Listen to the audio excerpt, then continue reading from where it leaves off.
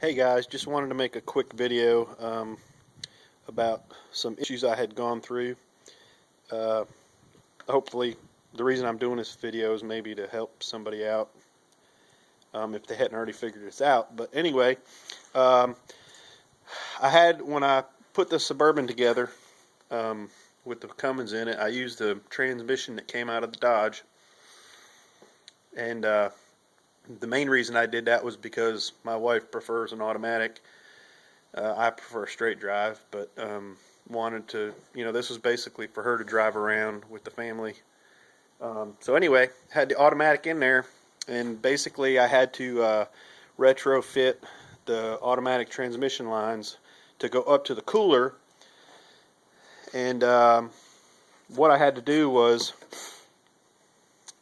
sorry, I'm trying to balance the flashlight. Anyway, these transmission lines right here were curved, and it didn't work out good in the Suburban just because of the where the transmission cooler was situated. So what I did was I basically cut these off just straight, and ran my lines to the transmission cooler, which was basically the stock Cummins transmission cooler that was on the transmission.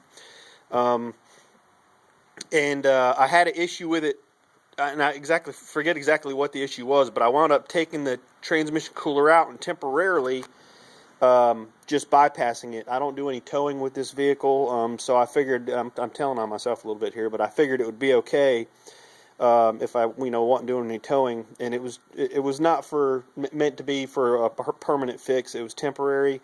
But I wound up driving it like that a little longer than I planned to. But anyway, what I did was, like I said, I'd cut these off flat and got some of the heaviest transmission style hose. And you have to use transmission, or you have to use hose that is meant for transmission lines because of the PSI. You cannot use, like fuel line or radiator hose, if that makes sense. So anyway, basically just bypassed it, and I used what I thought was enough hose clamps and got them, as snug as I could get them without, popping them off, of course. But it did not have the barb on there, and everything seemed okay. And basically what happened over a period of time, they worked their way loose. And basically, I spewed about 7 quarts of transmission fluid out on the road. Had to get it.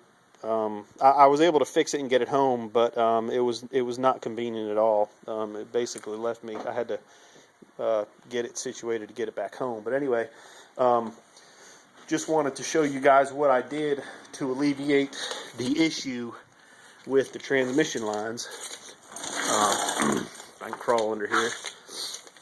I try not to keep this any shakier than what I can for you guys.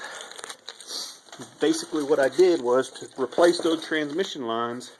I thought I needed something that was a little more bulletproof. I went and got some hydraulic hose with, they're actually, I think about 3,000 PSI. Let's see if I can get the flashlight in there so you guys can see.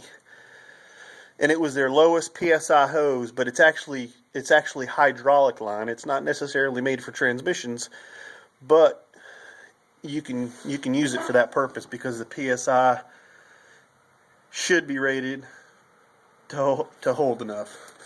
And if you can find a place that makes hydraulic lines, they can put these ends on there, and they basically it's a mechanical crimp for this connector right here on the part of the hose, and you can get this swivel fitting. And basically what I did was, these are, I think, considered an AN style fitting, and this elbow right here, which goes up into the transmission cooler, is right above where I'm showing you. This elbow basically adapts from an AN style fitting to an NPT, which is what is on the cooler. So that is the front of the hose that is on the cooler. And let's see, back here at the transmission, I'm going to roll around here instead of trying to fit myself underneath that frame. Basically, back here, I have the same thing. Both of the lines run up with the mechanical crimp, like what was on the front, and the AN style fitting. I believe it's a, to be honest with you, I don't remember the exact, I think it's an AN6 or an AN8, I don't remember which. But they rate them in numbers. It's AN dash a certain number, and that determines the size. But basically, I've got the same thing going from this end of the transmission line into the transmission. And I think the side of the transmission, the case, has a NPT style thread.